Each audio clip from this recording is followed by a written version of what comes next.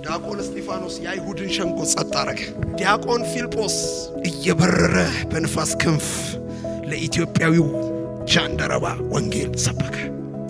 መተካከልን እንደ መቀማት ሳይቆጥር ክብሩን ጥሎ አምላክ ሆኖ አምልኮ ከሚቀበልበት ከሰማይ እኛን መስሎ ያውላ አስተማሩ፣ ክርስቶስን ሰበኩ። ሐዋርያ አይደሉ፣ ወንጌላዊ አይደሉ፣ ፓስተር አይደሉ፣ ስም የሌላቸው ኖ ታይትል፣ ስም የለም። በነጻነት እንድናገለግል ያደረገን ማለዳ ቤታችን የገባው የወንጌል ብርሃን ነው።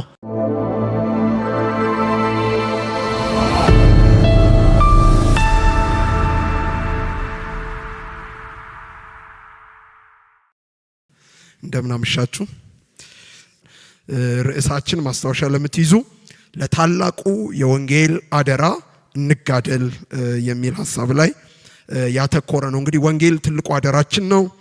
ልንኖርለትም ልንሞትለትም የተገባ ከእግዚአብሔር እጅ የተቀበልነው ነገም በጌታ ፊት ደግሞ የምንጠየቅለት መኖራችንን የሚወስን መኖርም ካለብን ለመኖር ምክንያት የሚሆን መሞትም ካለብን ለመሞታችን ምክንያት እንዲሆን ከእግዚአብሔር ዘንድ የተሰጠን ዘላለማዊ አደራ ነውና ይሄንን አደራ በሕይወታችን ላይ ለማድመቅ ነው ዛሬ ማታ የምንማረው። እንዳው ኮስሶ ከሆነ ቀዝቅዞ ከሆነ ደክሞ ከሆነ እንደገና እሳት እንደሚቆሰቁስ በልባችን ቅናቱን፣ ግለቱን፣ ሸክሙን ቆስቁሰን አቀጣጥለን በእግዚአብሔር ልብ ያለውን ምጥ ተካፍለን ለትውልድ መፍትሄ ለመሆን እንድንወጣ በዚህ መንፈስ እዚህ ቆይታ ላይ አብረን እንካፈላለን። በወፍ በረር ማደርገው ምንድነው አስቀድሜ የወንጌል መልእክት ምንድነው የሚለውን የመልእክቱን ይዘት ቶሎ አወራና በቀጣይ ትንሽ ቆይታ የምናደርገው መልእክቱን ደግሞ ታላቅ ያሰኙት ምክንያቶች ምንድናቸው የሚለውን በቀጣይ ምን ይሆናል። የመልእክቱ አጠቃላይ ይዘት ወንጌል ስንል ምን እያለ ነው ብለን እናወራለን። 3 መሰረታዊ ነጥቦች ለማንሳት ሞክራለሁ። እንግዲህ የመልእክቱን ይዘት በመናነሳበት ሰዓት 3 መሰረታዊ ነገሮች እናነሳለን ብለናል። አንደኛ የወንጌል መልእክት ለሁሉ የሚሆን ሁሉን አቀፍ የምስራች ነው። መጽሐፍ እንደሚናገር ወንጌል ለጥቂት ኢትኒክ ግሩፕስ የተሰጠ የምስራች አይደለም። አንዱን አስቀይሞ አንዱን የሚያስደስት ሳይሆን ሰው ለተባለ ሁሉ እግዚአብሔር ያዘዘው ሁሉን አቀፍ የሆነ ለሁሉ የሚሰራ ለሁሉ የሚሆን የምስራች ነው። ይሄንን በሮሜ ምዕራፍ 1 ቁጥር 16 ላይ ጳውሎስ እንደዚህ ይላል። ሮሜ ምዕራፍ 1 ቁጥር 16 በወንጌል አላፍርምና አስቀድሞ ለአይሁዳዊ ደግሞም ለግሪክ ሰው ለሚያምኑ ሁሉ የእግዚአብሔር ኃይል ለማዳን ነው ይላል። አሜን አሜን። ወንጌል የማያድነው ሰው የለም ማለት ነው። ወንጌል የማይለውጠው ሰው የለም ማለት ነው። ስለዚህ ለነከሌ ብለን የምንበይነው ባውንደሪ የምናበጅለት አጥር የምንከልልለት አይደለም። ድንበር ሰብሮ ወደማይገባበት የሚገባ ታላላቁን ታናናሹን የሚነካ አይለወጡም የተባሉዎችን የሚለውጥ ሁሉን ለዋጭ የሆነ ለሁሉ የሚሰራ ሁሉን አቀፍ የምስራች ነው። ለግሪኩም ይሰራል፣ ለአይሁድም ይሰራል። ሁሉን አንድ አድርጎ የሚታወጅ የምስራች ነው። ስለዚህ ወንጌል በመልእክቱ ወይም በመልእክት ይዘቱ መርዶ ሳይሆን የጥፋት መልእክት ሳይሆን ዘላለማዊ ደህንነትን የተሸከመ የምስራች ነው። እስቲ አሜን በሉ። ለሰው ሁሉ የምናውጀው ኮራ ብለን የምንናገረው አንገት ማንደፋበት። ለዚህ ነው ጳውሎስ በወንጌል ሼም አይሰማኝም ይላል። አላፍርበትም፣ በድፍረት እናገረዋለሁ። ለምን? ለማዳን የሚሆን ኃይል ተሸክመዋል። አይሁድንም ያድናል፣ የግሪክ ሰውንም ያድናል። አዮ ወንዱንም ያድናል፣ ሴቱንም ያድናል፣ ሃይማኖት ያለውንም ያድናል፣ ሃይማኖት የለሹንም ያድናል። እስቲ እንዲህ ልባርካችሁ፣ ለሰው ሁሉ በወንጌል አፋችሁ የተከፈተ ይሆን። ሰው ሳትመርጡ አውጁ፣ ሰው ሳትለዩ አውጁ። ለሁሉ የሚሰራ የጸና የምስራች ነው። ስለዚህ ስንድን ለዚህ ታላቅ ዘላለማዊ የምስራች ባላደራ ተደርገናል። ሃሌሉያ። ወንጌል ተስፋ አልባ ለሆነው የሰው ልጅ ተስፋ የሰነቀ የእግዚአብሔር የተስፋ ብስራት ነው። ወንጌል እግዚአብሔር በጌታችን በመድኃኒታችን በኢየሱስ ክርስቶስ ከሰው ልጆች ጋር እርቅ ያወረደበት በነፃ የተሰጠ የፍቅር ስጦታ ነው። ወንጌል በኃጢአት ምክንያት በሰው ልጆች ላይ የመጣውን መንፈሳዊ ደዌና የዘላለምን ሞት ያስወገደ ብቸኛ የመፍትሄ አዋጅ ነው። አሜን አትሉም ወይ? ወንጌል ብስራት ነው። ወንጌል የምስራች ነው። በሹክሹክታ በር ዘግተን የምናወራው ሳይሆን በአደባባይ በከፍታ ሆነን በከፍተኛ ድምፅ በሁሉ ጆሮ የምናስተጋባው የማይደበቅ የምስራች ነው። እግዚአብሔር ይመስገን። በጨለማ የሄደ ሕዝብ ብርሃን ያየበት፣ ከእግዚአብሔር ጋር የተላለፈ ሕዝብ አምላክ ያገኘበት፣ ዋስትና ለሕይወቱ የያዘበት ትልቅ የምስራች እንደሆነ እንድታሰምሩበት እፈልጋለሁ። እንዴት ለሁሉም ይሆን የምስራች ነው ትለናለህ ካላችሁኝ፣ ሁለት ነገር ላንሳ። ወንጌልን ሁሉን አቀፍ የምስራች እንድንል ያደረገን ምንድነው ካላችሁኝ፣ ቁጥር 1 በዚህ ወንጌል ምክንያት የዘላለም ሕይወትና አለመጥፋት ወደ ሰው ሁሉ መምጣቱ ነው። የዘላለም ሕይወትና አለመጥፋት ወደ ሰው ልጆች ሁሉ በዚህ ወንጌል በኩል መምጣቱ ነው። ሁለተኛ ጢሞቴዎስ ምዕራፍ 1 ቁጥር 10 ላይ እንደዚህ ይላል፣ እርሱ ክርስቶስ ሞትን ሽሯልና እኔ ሰባኪና ሐዋርያ አሕዛብንም አስተማሪ እንድሆን በተሸምኩበት በወንጌል ሕይወትና አለመጥፋት ወደ ብርሃን ወጥተዋል ይላል። ኧረ ሃሌሉያ! ሕይወትና ምን አለመጥፋት፣ ለሰው ሁሉ ሕይወት የታወጀበት፣ ለሰው ሁሉ አለመጥፋት የተነገረበት፣ ለሁሉ የሚሆን የምስራች ነው ወንጌል። ስለዚህ በወንጌል የዘላለም ሕይወት ታውጇል። በወንጌል አለመጥፋት ታውጇል። በወንጌል የዘላለም ሞት ተሽሯል። የሞት ዕዳችን በማያዳግም ሁኔታ መሻሩን የምስራች ብሎ የሚነግረን ታላቁ የወንጌል ብስራት ነው። ይሄን ወንጌል ነው ወደ ሰው ሁሉ ይዘን የምንወጣው። ከዕዳ ነፃ መውጣታችንን፣ ከፍርድ ማምለጣችንን፣ የዘላለማዊ መንግስት ወራሽ መሆናችንን የሚያበስርልን ዘላለማዊ የምስራች ነው። ወንጌል የተስፋ ብስራት ነው። በባህሪው ያገኛቸውን ሰዎች ሁሉ የዘላለም ሕይወት ተስፈኛ የሚያደርግ፣ ተስፋን የሚያጭር፣ የተስፋን ብርሃን የሚለግስ፣ ጨለማን ገፋፊ፣ በብርሃን የተሞላ መልእክት ነው። እንደው ብባርካችሁ ደስ ይለኛል። ይሄ ብርሃን በልባችሁ ላይ ይድመቅላችሁ። አይኮስስ፣ አይሸፈን፣ ጽልመት አይዋጠው። ለምን ጨዋችሁ አሜን አትልዩ? በዚህ ብርሃን ደሴን ሙላት። አውጁ በድፍረት ወንጌልን። ለሰው ሁሉ የሚታወጅ አለመጥፋት የታወጀበት፣ የዘላለም ሕይወት የታወጀበት፣ ሰው ሁሉ ከዘላለም ሞት ያመለጠበት ብርቱ የምስራች ነው ወንጌል። ወንጌል ያሁኑን ዓለም ብቻ ሳይሆን ተሻግሮ የዘላለሙን ዓለም ከእረፍት ጋር የሚያገናኝ፣ የእርግጠኝነትንም ዋስትና የሚሰጥ የተስፋ ሁሉ ማሰሪያ ነው። ተስፋ አስቆራጭ በሞሉበት በዚህ ጨለምተኛ ዓለም ውስጥ እየኖሩ የወራት ተስፋን መስማት ብርቅ ለሆነበት ጆሮ የዘላለምን ተስፋ የሚያጸና የምስራች እጃችን ገብቷል። ይሄንን የምስራች ነው በዓለም አደባባይ የምናውጀው። ሁለተኛው ለሰው ሁሉም የሆነ የምስራች ነው። ለምን አልከኝ ካላችሁ፣ አንደኛው ሕይወትና አለመጥፋት የታወጀበት መሆኑ ነው ለሰው ሁሉ። ሁለተኛው ደግሞ ከእግዚአብሔር ጋር ዘላለማዊ እርቅ የታወጀበት የምስራችን መያዙ ነው። ሃሌሉያ! እርቅ በወንጌል በኩል ለዓለም ሆኗል። ይህንን ኤፌሶን ምዕራፍ 2 ቁጥር 14 ያወራል። እርሱ ሰላማችን ነውና ሁለቱን ያዋሃደ፣ በአዋጅ የተነገሩትን የትእዛዛትን ሕግ ሽሮ በመካከል ያለውን የጥል ግድግዳ በስጋው ያፈረሰ፣ ይህም ከሁለታቸው አንድን አዲስ ሰው በራሱ ይፈጥር ዘንድ ሰላምንም ያደርግ ዘንድ ጥልን በመስቀሉ ገሎ በእርሱ ሁለታቸውን በአንድ አካል ከእግዚአብሔር ጋር ያስታርቅ ዘንድ ነው ይላል። ኢየሱስ ጌታ ነው። የእርቅ አዋጅ ነጋሪዎች ናችሁ። እግዚአብሔር ሰውን ለጠብ እንደማይፈልግ፣ እግዚአብሔር ሰውን ለቁጣ ለፍርድ እንደማይፈልግ የፍቅር ጥሪ እንድታሰሙ በአደባባዩ ላይ እግዚአብሔር የሾማችሁ ባለአደራ ያደረጋችሁ የእርቅ አዋጅ ነጋሪዎች ናችሁ። በወንጌል እግዚአብሔር ዓለምን ታርቋል። በወንጌል እግዚአብሔር ለሰው ልጆች ሰላምን አድርጓል። በኢየሱስ ይሄ መንፈስ ይገናኛችሁ። ወንጌልን በአደባባይ አውጁ። ሰው ከእግዚአብሔር ጋር የታረቀበት ወንጌል እጃችሁ ገብቷል። የሰላም ወንጌል እጃችሁ ገብቷል። የጥፋት አዋጅ አይደለም። ወንጌል በጽኑ የሚያውጀው ጦርነትን፣ እልቂትን፣ ጥፋትን፣ ፍርድን ሳይሆን ዘላለማዊ እርቅን ነው። በወንጌላችን ቅዱስ ጦርነት የለም። በወንጌል ቅዱስ ሰላም፣ ቅዱስ እርቅን የታወጀው። ሃሌሉያ! ፍርድ ተናገሩ ቢባል ያስጨንቅ ነበር። እርቅ ንገሩልኝ ነው ያለው። እግዚአብሔር በእኛ ሆኖ ዓለሙን ይታረቃል። እግዚአብሔር በእኛ ሆኖ ዓለሙን ለእርቅ ይጠራል እና ጥሩልኝ ብሏል። ልታረቅ ከዓለም ጋር፣ ልታረቅ ከሰው ልጆች ጋር። በወንጌል ምክንያት የጥል ግድግዳ ፈርሶ ጥል በመስቀሉ ተገሎ የጸና ሰላም በእግዚአብሔርና በሰው መካከል ቆሟል። ይህንን ነው የምስራች ብለን የምናወራው። ሰውን ከጥንት ጀምሮ ድንጉጥና ፈሪ ተቅበዝባዥ ያደረገው በኃጢአት ምክንያት ከእግዚአብሔር ጋር ያለው ግንኙነት ተቋርጦ ጠላትነት ውስጥ መውደቁ ነው። ፍርድን በነፍሱ መሸከሙ ነው ተቅበዝባዥ እንክርት ያደረገው። ዛሬ ግን በክርስቶስ በኩል የጸና እርቅ ታውጇል። መካከለኛ አለ በእግዚአብሔርና በሰው መሃል፣ ሰው ከእግዚአብሔር ጋር የሚታረቅበት። ይሄንን እርቅ ነው የምናወራው። ይሄንን እርቅ ነው ወደ ዓለም ይዘን ምን ሄደው አንኳኩተን የምናውጀው ይሄንን ነው። እግዚአብሔር ለጠብ አይፈልግህም። እግዚአብሔር ለፍርድ አይፈልግሽም። በክርስቶስ ኢየሱስ በኩል ታርቆሃል፣ ታርቆሻል ለማለት የእርቅ አዋጅ ነጋሪ አድርጎናል ጌታ። ስለዚህ ከወንጌል ውጪ ሰው ከእግዚአብሔር ጋር የሚታረቅበት ምንም አማራጭ የእርቅ መንገድ ስለሌለ ይሄንን እርቅ በሰው ልጆች ፊት እናውጃለን። ሶስተኛው ከሰይጣን አሰቃቂ የኃጢአት ባርነት የሚያምኑበትን ሁሉ ነፃ የሚያወጣ የእግዚአብሔር ኃይል መገለጫ ስለሆነ ነው። ሁሉን አቀፍ የምስራች ነው።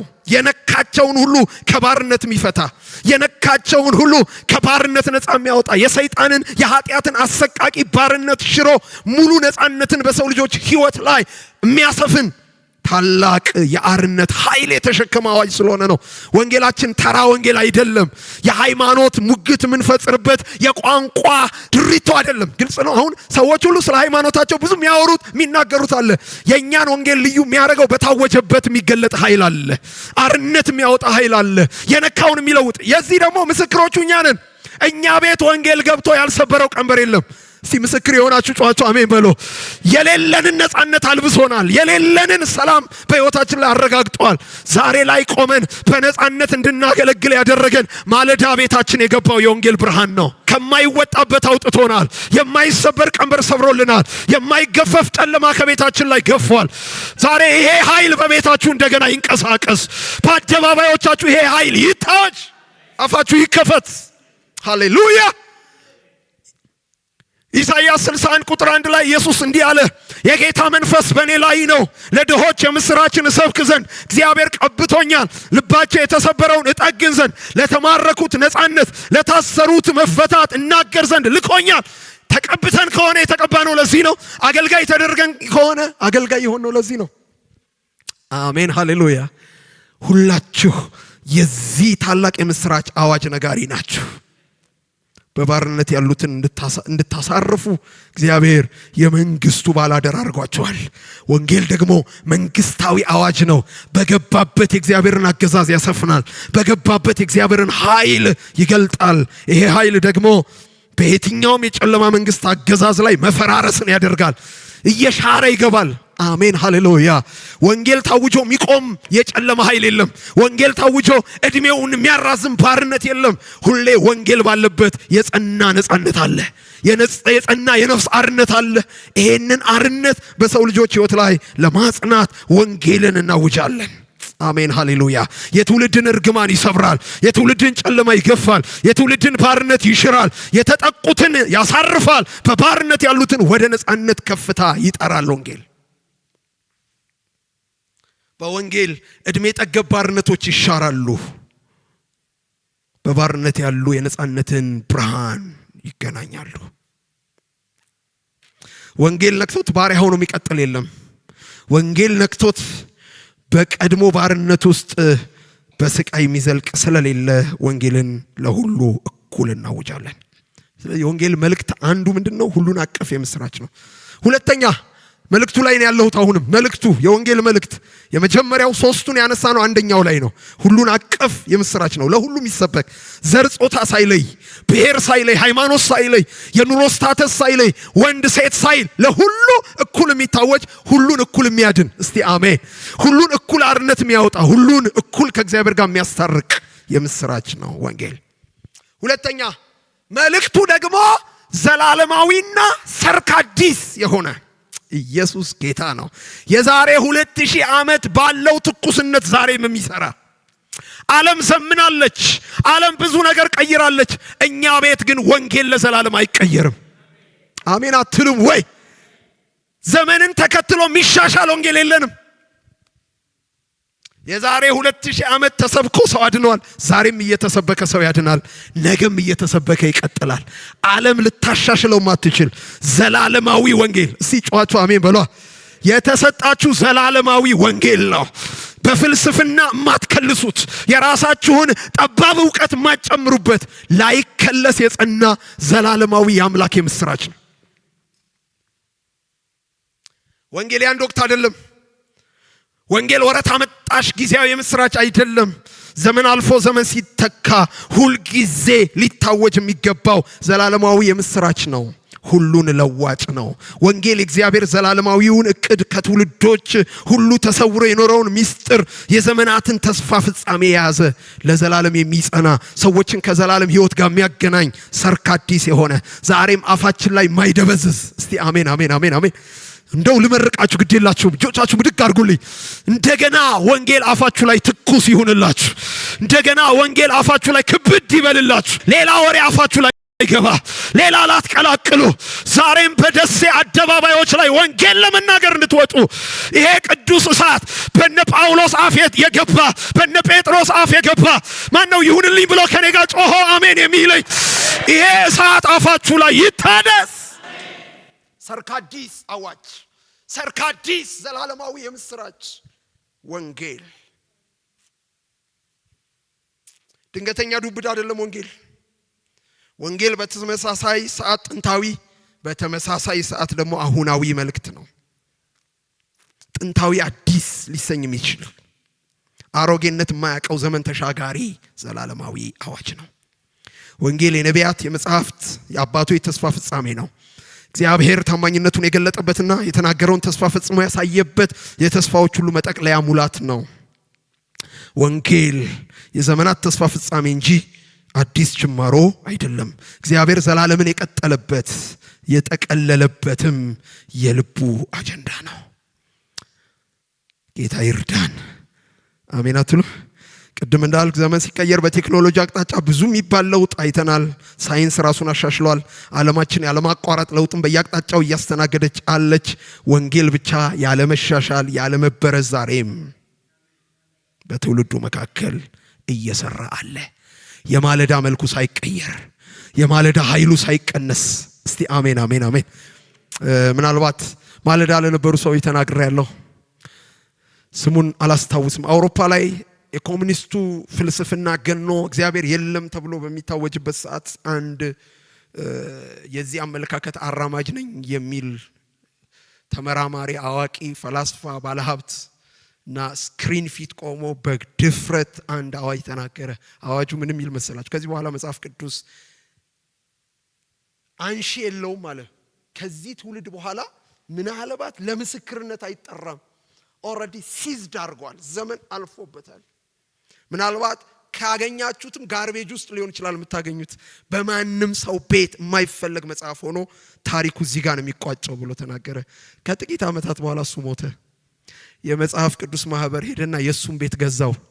ከዛ ከሱ ቤት መጽሐፍ ቅዱስ መመረጥ ጀመረ። አበቃ ያለው አብቅቶለት ያበቃለታል የተባለ እየሰራ ቀጠለ። ዛሬም ሃሌሉያ እጅሽ የገባው ወንጌል ሰርካዲስ የሆነ አሜን አትሉ? ሃሌሉያ። ለዚህ ወንጌል አዋጅ ነጋሪ መሆን መታደል ነው የምትሉ ጫዋቸው አሜን በሉ። ባላደራ ተደርጋችኋል። የማይታፈርበት ወንጌል እጃችን ላይ አለ። ሲጆቻችሁን ቃል አስገባችሁ ብድግ አድርጉና በወንጌል አላፍርም በሉ። በወንጌል አላፍርም። አዲስ ነው፣ ኃይል አለው፣ ይለውጣል፣ አይለወጥም። ጫዋቸው አሜን በሉ። ሃሌሉያ። ሁሉን ይለውጣል፣ እሱ አይለወጥም። ሊነካኩት የሞከሩ ነበሩ፣ የሉም። ወንጌል አለ። ነፍጥ ያነሱበት ነበሩ፣ ፍልስፍና የመዘዙበት ነበሩ፣ ጡንቻ ያወጡበት ነበሩ፣ ገደብ የሰሩበት በር የቆለፉበት ነበሩ። በር ቆራፊውም የለም፣ የተቆለፈውን በር የለም። ወንጌል አለ። ይሄን ወንጌል ነው በአደባባይ የምናውጀው። ሰርካዲስ ነው። በዓለማችን ላይ እንደ ወንጌል ጦርነት የተፋፋመበት አጀንዳ የለም። ሁሉን እያሸነፈ ዛሬ ላይ ደርሷል። እመኑኝ፣ እያሸነፈ ይቀጥላል። ወንጌል በማንም አይለወጥም፣ አይሻሻልም። ሰርካዲስ ነው። ታሪክ ቢጠና ወንጌል እንደተነሳበት ሰልፍና እንደተፋፋመበት ስደት ቢሆን ሞቶ መቀበሪያው ጊዜ ዛሬ አልነበረም። የማይሞት መልእክት የተሸከመ ሕያው ቃል ስለሆነ ግን ለተነሱበት ተቃውሞችና ስደቶች ሁሉ እጅ ሳይሰጥ ሁሉን እጅ እያሰጠ አልፎና ተሸግሮ ዛሬም ባለ ዘመን ሆኖ በሥራ ላይ ይገኛል። የለም ያሉት ዛሬ እየሰበኩት ነው። አሜን አሜን። ትዝ ይላችኋል የመጀመሪያው አሳዳጅ ጳውሎስ ነበር አይደል? እንደ ጳውሎስ ጡንቻ ያለው አቅም ያለ የለም። መንግስት አብሮት የሚቆም በደብዳቤ ማዘዣ እየወጣ ሁሉን የሚያስር የሚገል መንገድ ላይ ጧ አረገው ወንጌል። ከዛስ ኢሚዲየትሊ እጅ ጭኖ ሐናንያ ሲጸልይለት መንፈስ ቅዱስ ተቀበለ። ወዲያው ወንጌል ይዞ ወጣ። ወዲያው ኢየሱስ እርሱ ክርስቶስ እንደሆነ ሰበከ። ያዩት ሁሉ እንዲህ አሉ፣ ያሳደደውን ወንጌል መልሶ ይሰብከዋል። አሜን አትልም ወይ? ወንጌል ይሄ ነው፣ ሁሉን የሚለውጥ።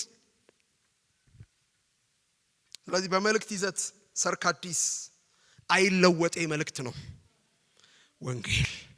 ሶስተኛው ልናገር፣ ወንጌል ባለቤት አለው። በመልእክቱ ባለቤት አለው። ወንጌል ሁሉን አቀፍ የምስራች ነው። ወንጌል ሰርካዲስ የሆነ የአይለወጤ ዘላለማዊ መልእክት ነው። ወንጌል ባለቤት አለው። የወንጌሉ ባለቤት ማን ነው? እግዚአብሔር ነው።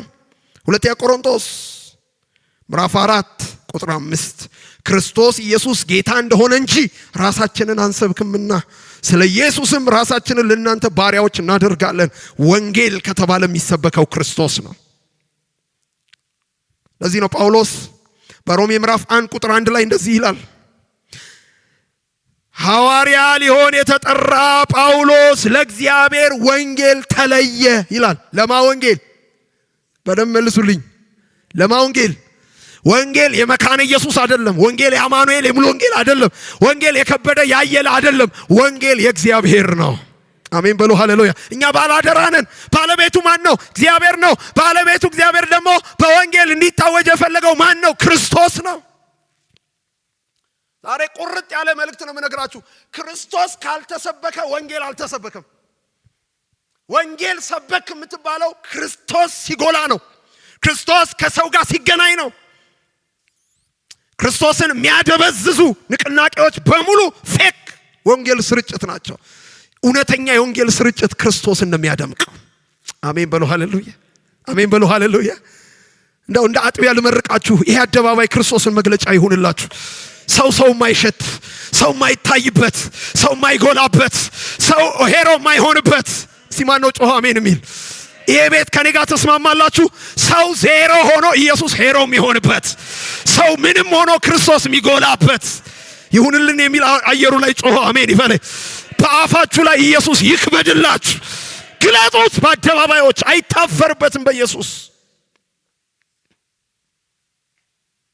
የመጀመሪያ ቤተ ክርስቲያን በገባችበት ኢየሱስን ነበር የምትሰብከው። ጠዋት ነግራቸው ነበር።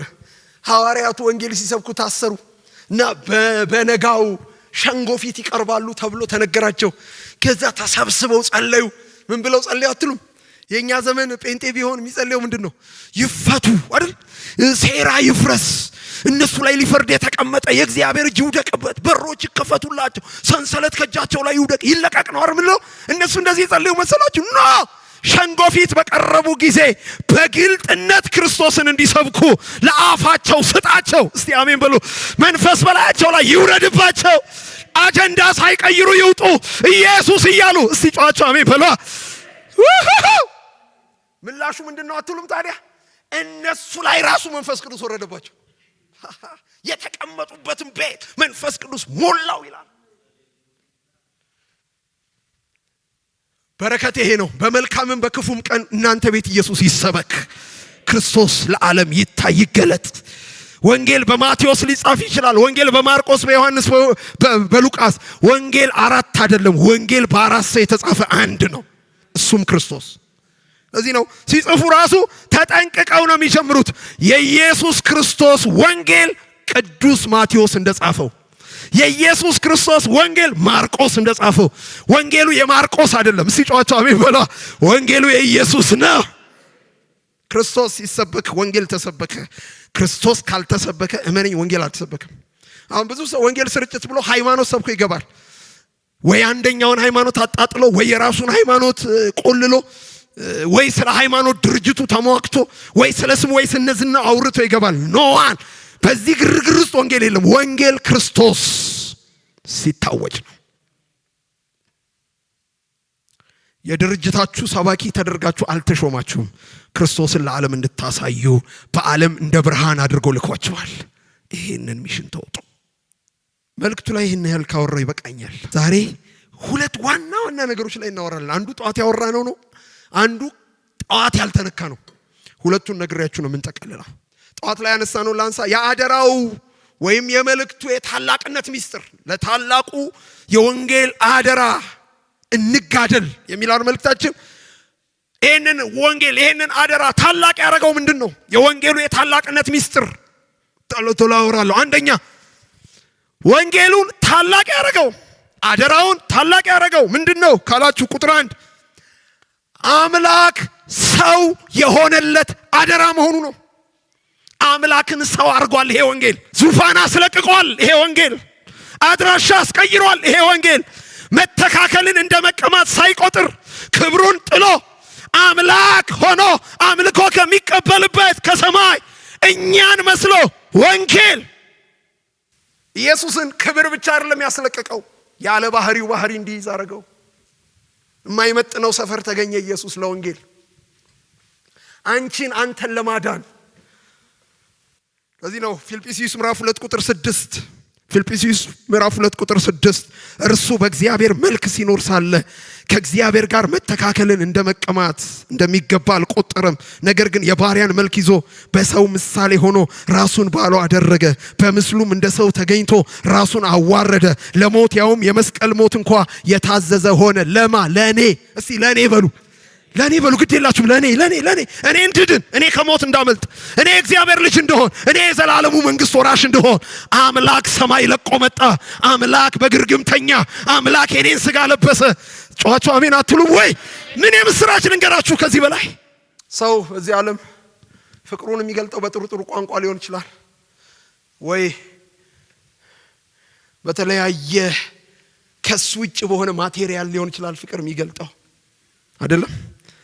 አንዳንዱ አበባ ይሰጣል፣ አንዳንዱ ቁስ ገዝቶ ያቀርባል፣ አንዳንዱ አይ ላቭ ዩ ይላል።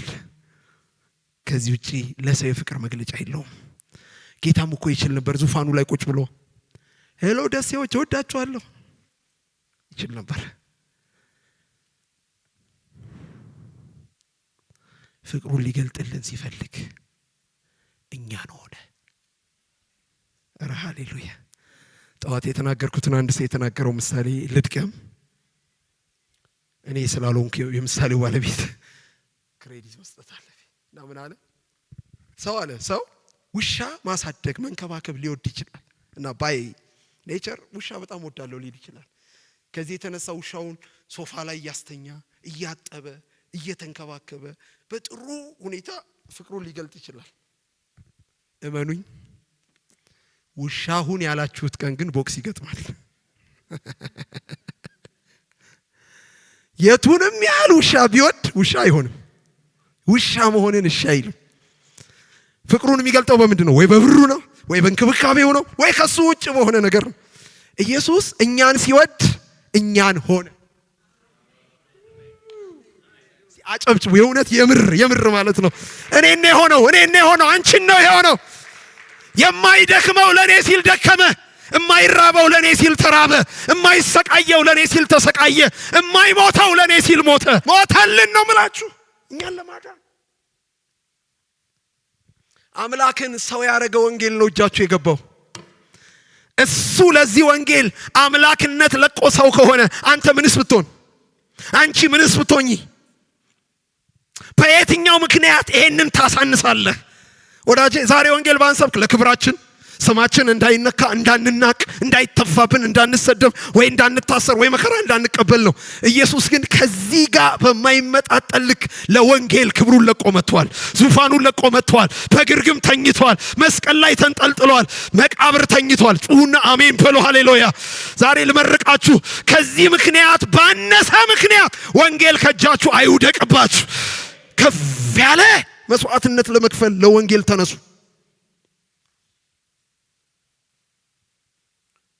ይሄንን ያክል ዋጋ የከፈለበትን ወንጌል ብታጣጥሉበት ጥላችሁ ከኢየሱስ ጋር። ማንም ዋጋ የከፈለበትን ነገር ማንም እንዲያጣጥልበት አይፈልግም። ኢየሱስ ለዚህ ወንጌል ዙፋኑን ለቋል። ሁሉን ትቷል። ራሱን ባዶ አድርጓል። አሜን። አንቺ ምን ልትይ ትችያለሽ? የትኛው ያመጻድቀናል? የትኛውስ ቀና ቀና እንድንል ያደርገናል? ምንስ ብናደርግ ለወንጌል? ኢየሱስ ከከፈለው ጋር ጎን ለጎን አይቆምም በፍጹም። ሁለንተናችሁ ለወንጌል የተዋጀ ይሁን። ሁለንተናችሁ ለወንጌል የተገዛ ይሁን። እንደ ልጅነታችን ወራት ወንጌል ይዘን አደባባይ እንሰየማለን። ኪዳን ግቡ አገልጋዮች፣ አሜን ብላችሁ።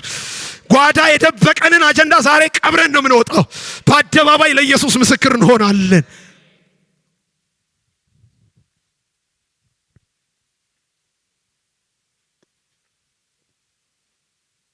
ታውቃላችሁ ሰዎች ክርስቶስ ትልቁን መከራ የከፈለው መስቀል ላይ ይመስላችኋል? የኢየሱስ ትልቁ መከራ መስቀል ላይ አይደለም የጀመረው።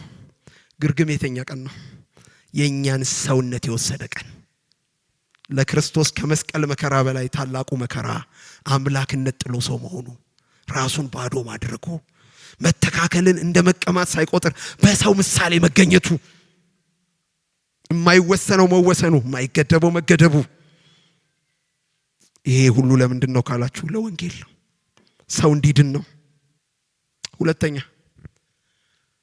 የወንጌሉን መልእክት ታላቅ የሚያደርገው ምንድን ነው ካላችሁኝ፣ አንደኛ አምላክ ሰው መሆኑ ነው ለዚህ ወንጌል። ሁለተኛው ነፍስ የተከፈለለት አደራ መሆኑ ነው። በነፍስ የቆመ አደራ ነው። በሞት የተገኘ አደራ። ሄሎ ብር ያመጣው አደራ አይደለም። ቁስ የገዛው አደራ አይደለም። በብር ወይም በወርቅ የመጣ አደራ አይደለም። በክቡር የክርስቶስ ደም የተወለደ፣ እስቲ አሜን አሜን አሜን፣ በቀራንዮ መስቀል አምጦ የወለደው አደራ ነው ወዳጄ። ሮሜ ምዕራፍ 3 ቁጥር 25 እንደዚህ ይላል። ሮሜ 3:25 እርሱም እግዚአብሔር በእምነት የሚገኝ በደሙም የሆነ ማስተስረያ አድርጎ አቆመው። በደም የተመረቀ አደራ ነው እጃችን የገባው። ወንጌል ከአደራዎች ሁሉ ብልጫ የሚወስድ አውራ አደራ፣ ዋና አደራ የምንለው የተከፈለበት ዋጋ ነው። ኢየሱስ ይሄን ወንጌል እውን ለማድረግ ብር አይደለም የከፈለው፣ ወርቅ አይደለም የከፈለው፣ ንጹህ ነፍሱን የከፈለው። አሜን አሜን አሜን አሜን። ዛሬ እናንተ እጅ ላይ የገባ ወንጌል አንድ ቀን ቀራንዮ ላይ ንጹህ ደም ፈሶበታል። የአንድ ንጹህ የክርስቶስ ነፍስ ተከፍሎበታል። አሜን አሜን። ቀኑን ሙሉ ቀራንዮ መስቀል ላይ እርቃኑን ተንጠልጥሎበታል። ዛሬ አንቺ ለዚህ አደራ ብትሰጪ የምትሰጪው ጊዜሽን ነው። ብትሰጥ የምትሰጠው ጉልበትህን ነው። ብትሰጥ የምትሰጠው ገንዘብህን ነው። ክርስቶስ ግን ለዚህ አደራ ንጹህ ነፍሱን ከፍሏል። የሚሞትለት አደራ። አሜን አትሉም? ለዚህ ነው እነ ጳውሎስ እየተሽቀዳደሙ ለዚህ አደራ ይሞቱ ነበር። ለምን? የተከፈለበት ዋጋ ገብቷቸው ነው የተቀበሉት። ዛሬ አልገባንም ወዳጅ፣ አልገባንም። ጠዋት አነሳ ነበር፣ ትዝ ይላችኋል። የኤፌሶን የመጨረሻ የስንብት ሰዓት የመጨረሻው ምሽት ሲጸልዩ ከመካከላቸው የነበረ ነቢይ የጳውሎስን የወገቡን መታጠቂያ ያነሳና በራሱ ላይ ታጥቆ የዚህ መታጠቂያ ባለቤት በኢየሩሳሌም እስራትና መከራ ይጠብቀዋል አለ። እና ጳውሎስም ተነሳና ኮንፎርሜሽን ሰጠ። በመጣውበት ከተማ ሁሉ በኢየሩሳሌም ታላቅ መከራ ይጠብቀሃል የሚል ድምጽ እየሰማው ነው የመጣው። በትክክል ይሄ ትንቢት ልክ ነው አለ። ኮንፊርም ሆነ መልእክቱ። ከዛስ አሁን እነሱ ተጨምሩ ማለት ነው። መጡና ጳውሎስ አንገት ላይ ጥምጣም ብለው እያለቀሱ እኛ እኮ እንወድሃለን፣ እንድትኖርልን እንፈልጋለን፣ ለምን መከራ ትበላለህ? እዚህ ዘና እያልክ እጅህን እየጫንክ ጸልይልን፣ አስተምረን፣ መግበን፣ በእኛ መሃል ቆይ አሉት። ጳውሎስ እንዲህ አለ፣ እያለቀሳችሁ ስለምን ሆዴን ታባቡታላችሁ? እኔ እኮ ወደ ኢየሩሳሌም የሚሄደው ስለ ኢየሱስ መከራ ልቀበል ብቻ ሳይሆን ልሞትለት ጭምር ነው። ኧረ ሃሌሉያ! ነፍሴን ልሰጥ ነው። መከራማ እዚህ ግባ የሚባል አይደለም ማለት የኔ ኮሚትመንት፣ የኔ ኪዳን ስለ ወንጌል መከራ መቀበል ብቻ እንዳይመስላችሁ። እምኖረውም ለወንጌል፣ ሲጩሁና አሜን በሏ። እምሞተውም ለዚህ ወንጌል ነው። አታቀዝቅዙት ልቤን አለ። ዛሬም በጌታ በኢየሱስ ስም ባርካችኋለሁ። ከዚህ የወንጌል ግለት የሚያበርዷችሁ ሁሉ ከላያችሁ ላይ የረገፉ ይሆነው። ቅናታችሁ ይቀስቀስ። የሚሞትለት ወንጌል እጃችሁ አለ። የሚሞትለት ወንጌል በአደራ ተሰጥቷችኋል። ለተራ ነገር የሚሞት የዋህ ነው። ለከበረው ወንጌል የሚሞት ግን ዘላለማዊ ብድራትን ከእጁ ይቀበላል። አትከስሩበትም። ተሽቀዳድመን የምንሞትለት አደራ ነው ወንጌል።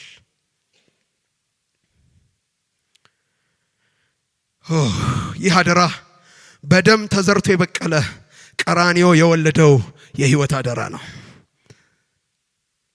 ነፍስ ተከፍሎበታል። አንድ ቀን አዳኝ መስቀል ላይ ወድቆበታል። አይቅለል እናንተ ቤት፣ ተራ አይሁን እናንተ ቤት። ከኖራችሁ አይቀር ለዚህ ወንጌል ኑሩ። ለክርስቶስ ወንጌል እንደሚገባ ኑሩ ይላል አይደል መጽሐፍ? እንደሚገባ ኑሩ። ከነከሊና ከነከሊት አንፃር የሚያዝ አጀንዳ አይደለም። የሞተልን የሰጠን አደራ ነው። አሜን በሏ፣ አሜን በሏ። ልጨምር አንድ ነገር ታውቃላችሁ፣ ኢየሱስ በመሄጃው ሰዓት የሰጠን የመጨረሻ አደራ ወንጌል ነው። ቆይ በደም ስሙኝ። ሰው ሊሞት ሲል የሚናገረው የመጨረሻ ንግግር ሲሪየስ ነው አይደል? የኑዛዜ ቃል ተብሎ ፍርድ ቤት ቢሄድ እንኳን ያለ ምንም ቅድመ ሁኔታ ይጸድቃል። ለምን?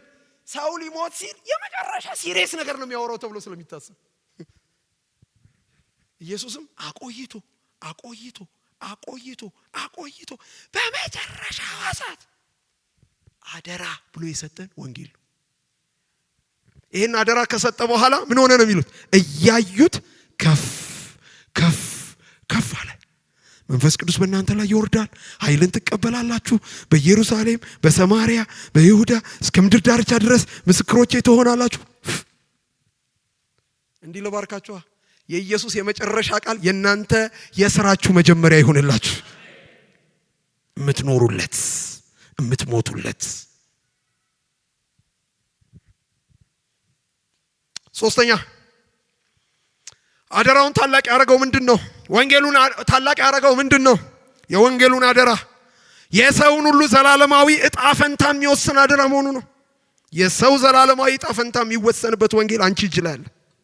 ብታውጂው ሰውን ከዘላለም ሞት የሚያድን፣ ብትደብቀው ሰውን ወደ ዘላለም ሞት የሚያወርድ፣ የነፍስ ባለዳ ከመሆን እግዚአብሔር ያድናችሁ።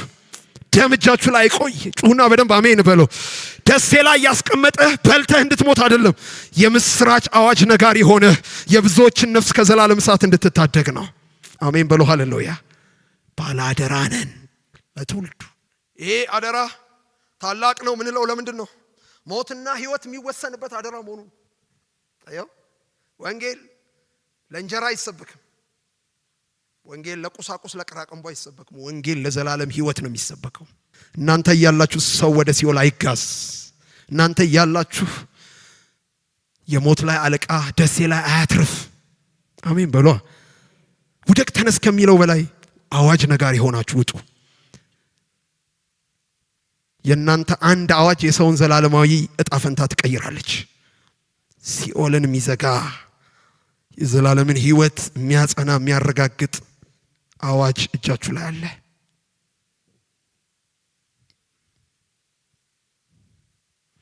አንተ የወንጌል ባላደራ ሆይ በትውልድና በሞትና በህይወት ፊት አቅጣጫ ጠቋሚ ሆነ የተቀመጥክ የትውልድ ባላደራ መሆንን አትርሳ። በብርሃናችሁ ላይ እንቅብ አይደፋበት። በመቅረዝ ስር አትቀመጡ። ከፍ ብላችሁ አብሩ። ውጡና በወንጌል ብርሃን የዘላለምን ሞት ጨለማ ከትውልዱ ፊት ግፈፉ። የማይጠፋ ብርሃን እጃችሁ ላይ ገብቷል። አሜን ሃሌሉያ። ሲኦል የሚንቀጠቀጥበት አዋጅ እጃችሁ ላይ ገብቷል። እስቲ ማን ነው ጮህ አሜን የሚል? በደንብ አሜን በሉ። ይህች ምድር እንደገና በወንጌል ትንቀጥቀጥ። በወንጌል እሳት ምድሪቷን ለመውረስ ዝመቱ። አራተኛው መንፈስ ቅዱስ ወደ ምድር የመጣለት አጀንዳ መሆኑ ነው። ወይ በኢየሱስም እናንተ የፕሮጀክቶች መጠን በሚመደብላቸው ብር ልክ እንደሚወሰን እግዚአብሔር ለዚህ ትልቅ ፕሮጀክት ምንድነው የመደበው ካላችሁ መንፈስ ቅዱስ ነው። ማን ነው ጮህ አሜን የሚለኝ? ትዝ ይላችኋል፣ ቅድም አንስቻለሁ። በመሄጃው ሰዓት ምንድነው ያለው? ከኢየሩሳሌም እንዳትወጡ በኢየሩሳሌም ቆዩ። ዮሐንስ በውሃ አጥምቆ ነበር። እናንተ ከጥቂት ቀን በኋላ በመንፈስ ቅዱስ ትጠመቃላችሁ። መንፈስ ቅዱስ በእናንተ ላይ በወረደ ጊዜ ኃይልን ትቀበላላችሁ። በኢየሩሳሌም በይሁዳ በሰማሪያ እስከ ምድር ዳርቻ ድረስ ምስክሮቼ ትሆናላችሁ። መንፈስ ቅዱስ የመጣው የአዳራሽ ሙቀት ለማስጨመር አይደለም። መንፈስ ቅዱስ የመጣው የኛን የሃይማኖት መርሃ ግብር ለማቃናት ወይም ደግሞ የኛን ስም ከሌላው አግልቶ ለማድመቅ አልመጣም። እዚህ ሰፈር መንፈስ ቅዱስ የለም። መንፈስ ቅዱስ የመጣው ሰዎችን ሁሉ የወንጌሉ ምስክር ለማድረግ። አሜን አትሉም? ሃሌሉያ። መንፈስ ቅዱስን ተቀብለው በአዳራሽ ሲሟሟቁ ቆዩ አይልም፣ ወጡ ነው የሚለው መጽሐፍ ቅዱስ። ስፔሻሊ አዲስ ኪዳን የተሰሩ ምልክትና ድንቆችን ብታዩ አንዳቸውም አዳራሽ ውስጥ አልተሰሩ። ሁሉም መንገድ ላይ ናቸው። እየሄዱ ነው ሽባ የተረተሩት፣ እየሄዱ ነው እውር ያበሩት፣ እየሄዱ ነው ሙታን ያስነሱት። አቦ መሄድ ይሁንላችሁ። ሂዱ መንፈስ ቅዱስን ተቀብላችሁ። ማነው ጮህ አሜን የሚለኝ? እኛ ደግሞ በር ዘግተን ነው እየጸለይን ያለነው። መንፈስ ቅዱስ ናና አንዴ ሽባ ተርትረ መካነ ኢየሱስ ተአምራት ተጀመረ ይባል ኖ። ለዚህ የሰፈር አጀንዳ መንፈስ ቅዱስ አልመጣም።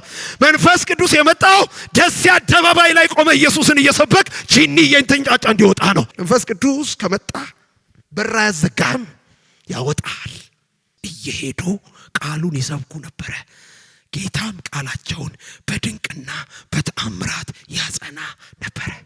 ምን እያሉ? እየሄዱ እየሄዱ እየሄዱ። እየሄዳችሁ ምልክት ይሆናል።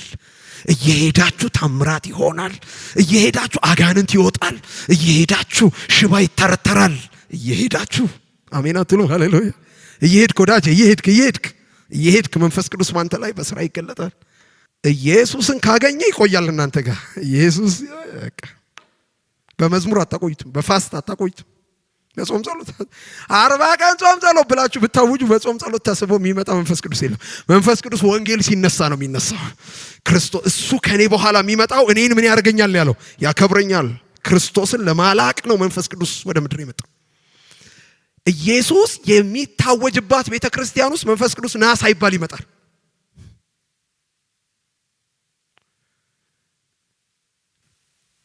አሜን አሜን። ቸርች ወንጌል መስራት ስታቆም ነው ከመንፈስ ቅዱስ ጋር የምትተላለፈው። ይሄ ወንጌል ሲሉ 3000 ሲማርኩ 5000 ሲማርኩ መንፈስ ቅዱስ አክቲቭሊ በመካከላቸው በደጅ በውስጥ ይሰራ ነበር። በቃ ኢየሩሳሌምን እንደተቆጣጠሩ ሲያስቡ በር ዘጋ አድርገው መሟሟቅ ሲጀምሩ መንፈስ ቅዱስ ስራ ቆመ። ከዛ በቀይ ወጥና ባልጫ ጠብ ተጀመረ። ለኛ ሲሰጡ እያሳነሱ ለዘመሮቻቸው እየጨመሩ ረበሹ ምናምን ተባለ። እነ ጴጥሮስ ተነሱና እኛ እንግዲህ ወጥ ለመጨለፍ አልተጠራንም፣ ለመንፈስ ቅዱስ ለጸሎትና ለቃሉ ነው። ይሄን የሚያስተካክል ከመካከላችሁ ይመረጣሉ። ለሱ ደግሞ መንፈስ ቅዱስ ያለባቸው ተመረጡ። ያላቸው ይመረጣሉ። ሲጨልፉ ይቆዩ ነበር። አሁን የተመረጡት መንፈስ ቅዱስን የተሞሉ አይደል? ለአልጫና ለቀይ ወጥ ተመርጠው እነሱ አጥር ሰብረው ወጡ። እነ እስጢፋኖስ ለወጥ የተቀባው እስጢፋኖስ ነው። አደባባይ ወጥቶ በአይሁድ ሸንጎ በታላቅ ጥበብ ኢየሱስን ገልጦ የተቃዋስ የገባው አንድ ሰው ጮሆ አሜን ይበለኝ። እነ ፊልጶስ ናቸው በንፋስ ክንፍ እየበረሩ ወንጌል የሚያውጁ። ዲያቆን እስጢፋኖስ የአይሁድን ሸንጎ ጸጥ አረገ። ዲያቆን ፊልጶስ እየበረረ በንፋስ ክንፍ ለኢትዮጵያዊው ጃንደረባ ወንጌል ሰበከ። የሚሄድ ካገኘ መንፈስ ቅዱስ ስም ባይኖርህም አብሮ ይቀጥላል። አሜን አሜን። ጧን ነግሬያችሁ የለ በሐዋርያት ሥራ 1:8 ሂዱ ሲባሉ ኢየሩሳሌምን ተቆጣጠሩና በቃ ሲሉ ጌታ መጣና በ8:1 ገለበጠው። 8:1 ምን ሆነ? ስደት ተነሳ። ስደቱ ምን አደረገ? እነ ፊልጶስን ስም ከሌላቸው ምእመናን ጋር ሰማርያ ይዟቸው ገባ። ራሱ 8:1 ስታነቡ እንደሚል ታውቃላችሁ? ከዋና ዋናዎቹ ሐዋርያት በስተቀር የተሰደዱት ምእመናን በሰማርያ ገቡ፣ ወንጌል ሰበኩ፣ ከተማይቱን በወንጌል ቁጥጥር ስር አስገቡ። ጠንቋዮች መጽሐፋቸውን እያመጡ በአደባባይ አቃጠሉ። ከተማይቱን ታላቅ ደስታ ሞላት ይላል። ያውላ አስተማሩ፣ ክርስቶስን ሰበኩ። ሐዋርያ አይደሉ፣ ወንጌላዊ አይደሉ፣ ፓስተር አይደሉ፣ ስም የሌላቸው ኖ ታይትል፣ ስም የለም። ወንጌልን ንቅንቅ አድርገው ሰበኩ። ሶስተኛዋ ስትራቴጂካል ከተማ በምእመናን ተወረሰች። በስደተኛ ምእመናን። አንተ በቀናት ሰማርያን ግልብጥ ብጧን አውጥተው ለክርስቶስ ማረኳት። ከዛስ ለሐዋርያቱ ደወሉ። ሰማርያን ጨርሰንላችኋል፣ ኑና አጥምቁ። ያለ ታይትል ወንጌል ሰብከናል፣ በታይትል አጥምቁኑና አሉ። ለደሴ መካነ ኢየሱስ ቅናት ምንድነው ካላችሁ ስም የሌላቸው ከተማ ገልባጮች መንፈስ ቅዱስን እየተሞሉ በአደባባይ የሚወጡ ሲጮቹ በደንብ አሜን በሉ ሃሌሉያ።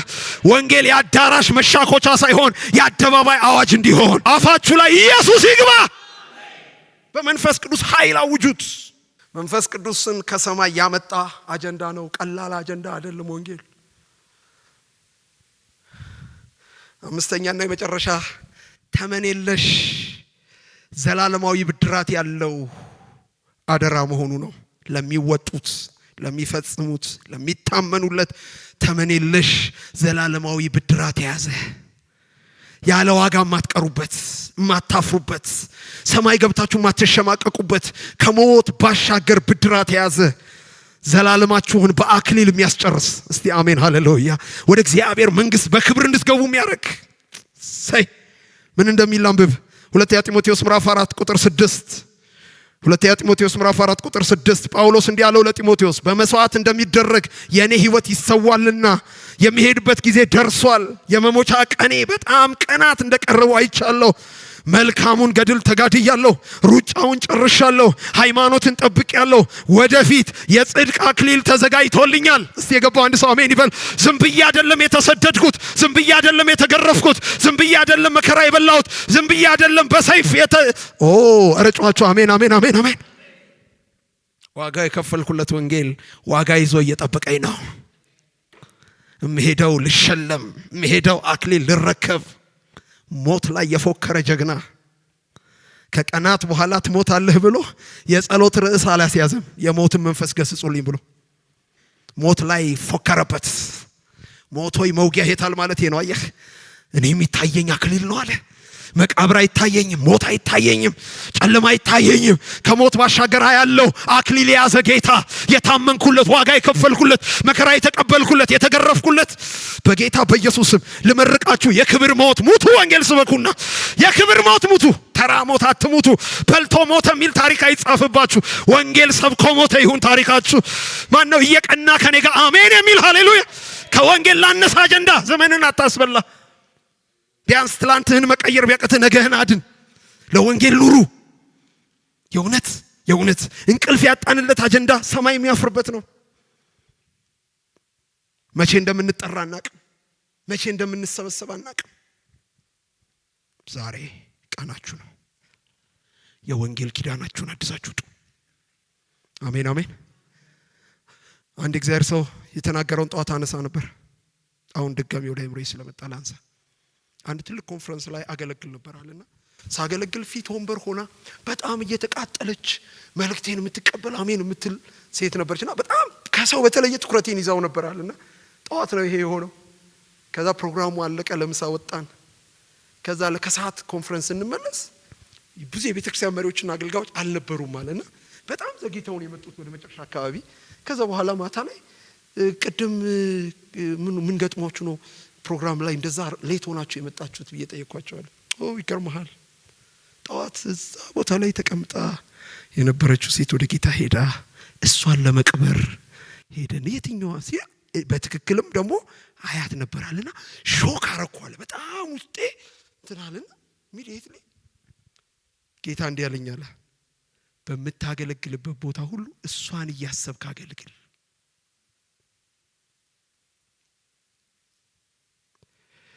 ምናልባት ታክሲ ላይ ያያችሁትን ሰው ድጋሚ ላታዩት ትችላላችሁ። ምናልባት ቤታችሁ ያገኛችሁትን ሰው ነገ ላታገኙት ትችላላችሁ። የመጨረሻ መልእክታችሁ ወንጌል ይሁን። በደንብ አሜን በሉ። ለእናንተም መጨረሻችሁን አታውቁም፣ የሰውንም መጨረሻ አታውቁም። ወንጌል እየሰበካችሁ ዘመን ይለቅላችሁ። የመጨረሻ የአፋችሁ ወርድ ወንጌል ይሁንላችሁ። ሲማን ነው ከኔ ጋር ጮህ አሜን የሚል ደግሜ ከባድ በረከት ልባርካችሁ። ሌላ አፋችሁ ላይ አይግባባችሁ። ወንጌል ይሁን አጀንዳችሁ፣ ወንጌል ይሁን ቃላችሁ፣ ወንጌል ይሁን ጨዋታችሁ፣ ወንጌል ይሁን ምጣችሁ። በደንብ አሜን በሏ፣ በደንብ አሜን በሏ። ዘላለማዊ ብድራት አለው። ሰማይ ተንኳሰህ አትገባም። ሰማይ አንገት ደፍተህ አትገባም። ወንጌል አገልግለ ከሆነ ሊሸልምህ ይነሳል። ሲተጉ የሚያገኛቸው እነዚያ ባሪያዎች ብፁዓን ናቸው።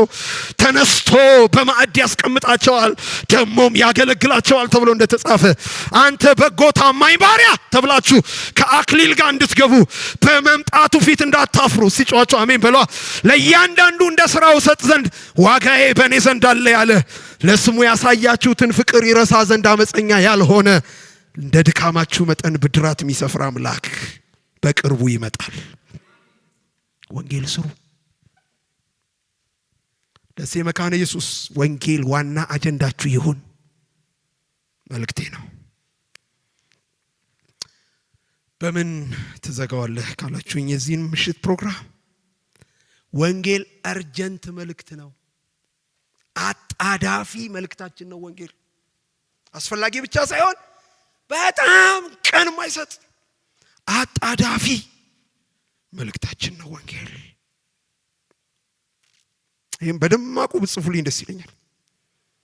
አጣዳፊ አርጀንት ሜሴጅ፣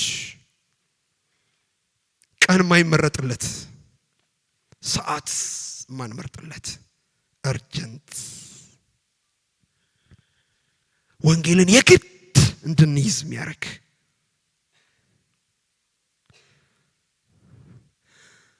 አጣዳፊ እርምጃ የሚፈልግ መልእክታችን ነው። ወንጌልን አጣዳፊ መልእክት እንድንል የሚያደርገንን 5 ምክንያቶች ቶሎ ቶሎ ነግሬያችሁ ጨርሳለሁ። አንደኛ ውስጣዊ ምክንያት ነው። ውስጣዊ ምክንያት ማለት ቸርች ያለችበት ወቅታዊ ሁኔታ የግድ ዛሬ ነገ ሳንል ወንጌል እንድናነሳ ያስገድዳል። ታመናል፣ ጤነኞች አይደለም። የእውነቴን ነው የምነግራችሁ። ብትፈልጉ እንደ ነብይ ስሙኝ፣ በሽታ ላይ ነው። ሃይማኖታዊ ስርዓትን በአግባብ እየፈጸምን ስለሆነ ጤነኛ ይሆን እንዳይመስላችሁ።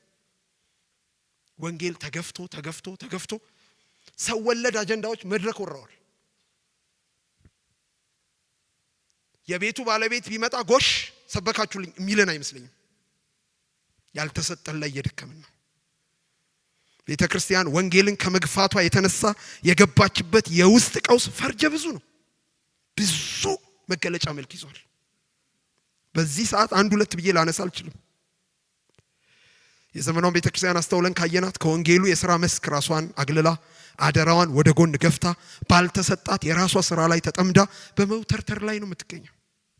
ተልኮዋን ያስጣለ ጥልቅ ጨለማ ወድቆባታል። ራሷ በፈጠረችው የቤት ስራ ራሷን ወጥራ ፍሬ አርባ ሩጫ ላይ እየተናጠቻለች። ዛሬ ካልነቃን መቼ እንነቃለን? ዛሬ ካልተነሳ መቼ እንነሳለን?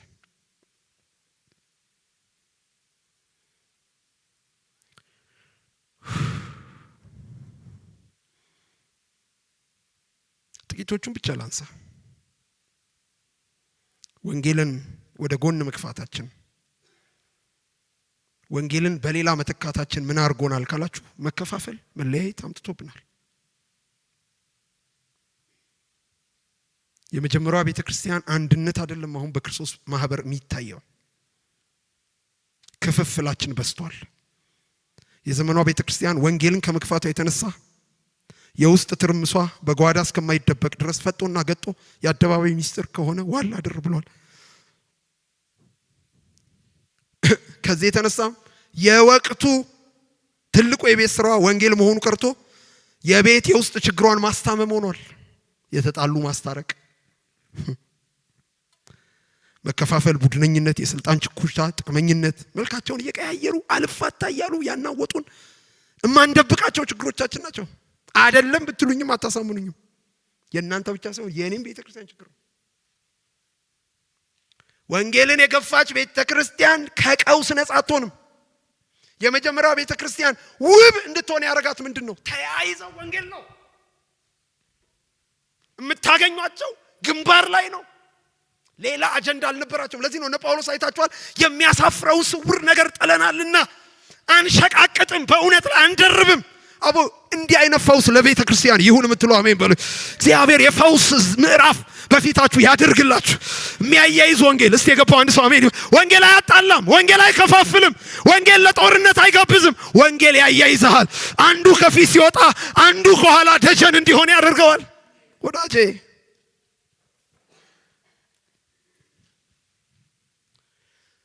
ወንጌል ለማትሰራ ቤተ ክርስቲያን ሰይጣን ጥሩ አጀንዳ ይሰጣታል። ጥሩ የቤት ስራ ያልሰራች እንዳይመስላት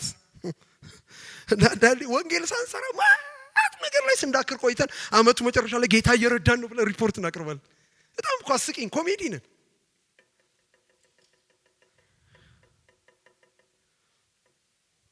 ወዳጄ የገባንበት ቀውስ በውጭ ያለውን ትውልድ ለደህንነት እንድንጠራ የሚያስችለንን ንጹህ ምስክርነት እያስጣለን ይገኛል። ይህን ትርምሷን ቀውሷን ውይይትና ስብሰባ ሊፈታው አይችልም። መፍትሄያችሁ ወደ ወንጌል መመለስ ብቻ ነው። ወደ ወንጌል ስትመለሱ ወደ አንድነት ትመለሳላችሁ። አንድ መሆን ይቻላል። ወንጌል ያያይዛል፣ ሺዎችን አንድ ያደርጋል።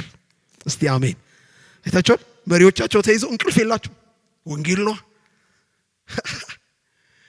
ጴጥሮስ ደውሎ እንዳይመስላችሁ እባካችሁ እንዳረሱኝ ማታ ጸልዩልኝ አላለም። ርዕስ ለመቀባበልም የሚያመች አያያዝ አልተያዘም። እየሰበከ ነው ጋማውን ይዘው የገቡት። እሱ ተኝቶ ግን እነሱ ሳይተኙ ይጸልዩ ነበር። ማን ነው ሳይተኛ ማደር የነበረበት?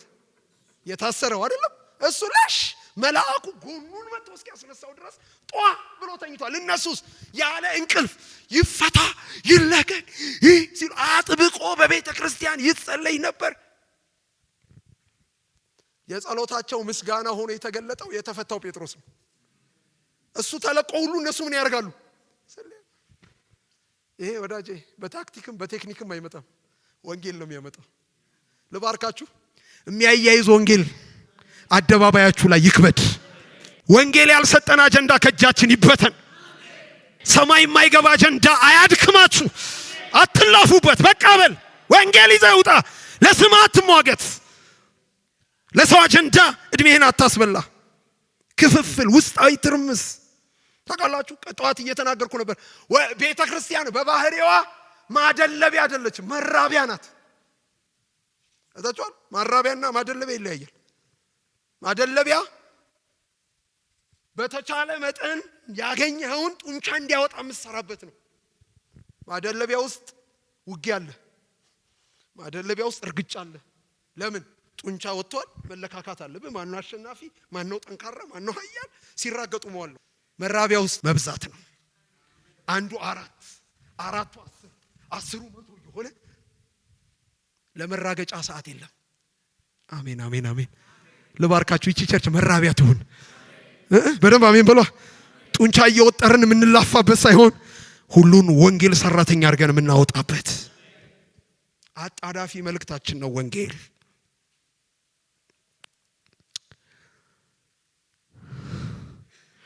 ኦ ኢየሱስ ይሄን ዘመን ቀይረው።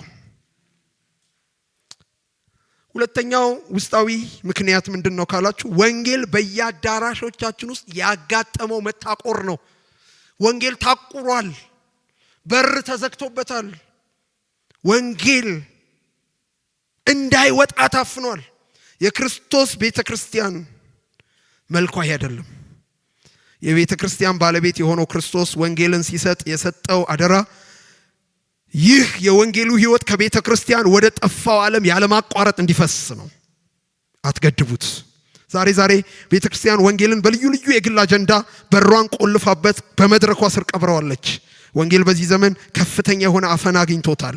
በውስጥ ያሉ አማኞች በልዩ ልዩ የቤት ስራ ተጠምደው በውጭ ላለው ኃጢአተኛ ጩኸት ጆሮ ዳባ ልበስ ብለን ቁጭ ብለናል። ወንጌል ለመስበክ ጊዜ የለንም። ውስጣዊ መሟሟቅ ላይ ነው እየደከምን እየለፋን እያለ ነው የማፍለሱን ስራ ቸል ብለናል። ወንጌል በጥሩ ስብከት ቤተኛ ተደርጓል። እንዳይወጣ በፑልፒት ስር ተጠርዟል። እኛ ስንሟሟቅ ትውልድ በደጅ እያለቀ ነው። ሞት በትውልዱ ላይ ነክሷል። ከዚህ አዙሪት እግዚአብሔር ያውጣን። ይሄ ቤት መሟሟቂያ አይደለም። ይሄ ቤት መታጠቂያ ነው። ለወንጌል ስራ የምንወጣበት። ሂዱ ነው የሚለው አይደለ እንጂ ጥሩ አይልም። ጠርተን አይደለም ትውልድ የሚመጣው፣ ሄደን ነው። ወንጌል አፈና ውስጥ ነው። አስተውሎ ላየን አማኙን ውጥረት ውስጥ ከተው የሚያጨናንቁ ባናት የሚጨመሩ ስራና አገልግሎቶች በየሃይማኖት ቤቶቻችን ሞልተዋል። አንዳቸውም ግን ለወንጌል የሚያስታጥቁ አይደሉም። በጥቂቱ እንኳን በውጪ በሞት በትር እየተቀጠቀጠ ያለውን ትውልድ አይቶ አደራውን ይዞ እንዲዘምት በህዝባችን ጆሮ እየደወሉ የሚያባንኑና የሚያነቁ መልእክቶች ከሰባኪው አፍ ጠፍተዋል። ለመድረክ ሩቅ ናቸው። ወንጌል ከሚባል ሌላ ነገር ቢባል ምን የሚሞቀንን ለጊዜያዊ አጀንዳ ኮንፈረንሶቻችን፣ የውስጥ የውጭ ፕሮግራሞቻችን ወንጌል አይሸቱም። ይሄ የህመም ምልክት ነው። ጤነኛ አይደለንም። ለወንጌል መውጫ በሩ ጠቧል። እድሎች ዝግ ሆነዋል። እባካችሁ ትውልድ ይዳን። ሽርጉዱ በዳኑት መሃል ብቻ አይሁን። ደጁን እናስብ። 99ን ጥሎ ነው አንዱን ፍለጋ የመጣው ኢየሱስ። እስቲ አሜን በሉ። አንዱ ይፈለግ፣ የሞተው አንዱ ይፈለግ። በደጅ ያለው ሰይጣን የሚጫወትበት አመጽ ኃጢአት የሚቀልድበት ትውልድ እደጅ አለ። እስቲ በቃ የምትሉ ጨዋቸው አሜን በሉኝ። በቃ የፕሮግራም ሱሰኝነት በቃ እዚሁ ተማሙቀን እዚሁ ዘንቦብን እዚሁ አባርቶ እዚሁ ኖ ደጁ ይታይ። ምጥን ጀምር፣ ወደ ደጅ እንውጣ።